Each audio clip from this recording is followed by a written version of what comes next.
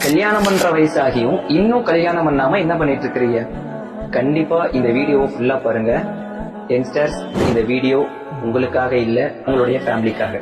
So இந்த வீடியோவை ஃபேமிலிக்கு சென்ட் பண்ணுங்க. உங்க வீட்டுல உள்ள பையனுக்கோ பொண்ணுக்கோ பருவ வயது அடைஞ்சும் இன்னும் நிக்கா செஞ்சு வைக்கல அப்படின்னு சொன்னா என்ன நடக்கும் அப்படிங்கறத நான் சொல்றதை விட பெருமானார் ஸல்லல்லாஹு அலைஹி வஸல்லம் என்ன சொல்லியிருக்கிறாங்கிறத தெரிஞ்சுப்போம். பெருமானார் 3 விஷயத்த உங்க பிள்ளைக்குரிய கடமையாக சொல்லியிருக்கிறாங்க. முதல் விஷயம், அந்த பிள்ளை பிறந்தவனே பெயர் வைக்கணும். 2வது விஷயம், அந்த பிள்ளையினுடைய இளமை பருவத்துல ஒழுக்கத்தை கற்பிக்கணும்.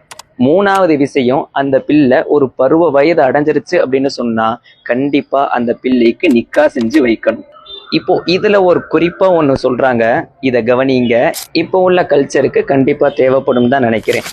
அந்த பிள்ளை சம்பாதிக்கல, அந்த பிள்ளைக்கு ஒரு மெச்சூரிட்டி வரல, அந்த பிள்ளைக்கு இன்னும் வயசு ஆகணும் அப்படின்னு சொல்லி ஒரு சல்லி ரீசன்ஸ் எல்லாம் சொல்லிக்கிட்டே இருந்தா இதன் காரணமாக உங்களுடைய பிள்ளை செய்யக்கூடிய ஒவ்வொரு தவறுகளுக்கும் எழுதப்படக்கூடிய தீமைகள் யாருக்குன்னு தெரியுமா? இன்னமா இஸ்முஹு அலா அபீஹி, அந்த பிள்ளையினுடைய தந்தைக்கும் சேர்ந்து வரும். காரணம் ஏன்னு சொன்னா, ஒரு ஹக்க சரியான முறையில நிறைவேற்றணும். அதை நிறைவேற்ற தவறிட்டான்னு சொன்னா அந்த ஹக்க யார் நிறைவேற்றலையோ அவங்க மீதுதான் முதல் பாவத்தை எழுதப்படும்.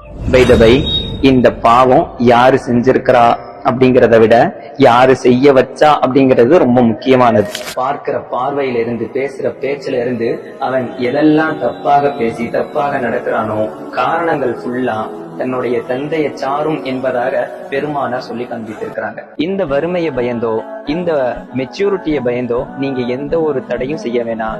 நீங்க நிக்காக முடிச்சு வைங்க, உங்களுக்குரிய பொறுப்பை நான் எடுத்துக்கிறேன்னு சொல்லி அல்லாஹ் குர்ஆன்லயே சொல்லியிருக்கிறான். எதுக்கும் பயப்பட வேணாம். இந்த வீடியோவை உங்களுடைய ஃபேமிலிக்கு கண்டிப்பா சென்ட் பண்ணலாம்.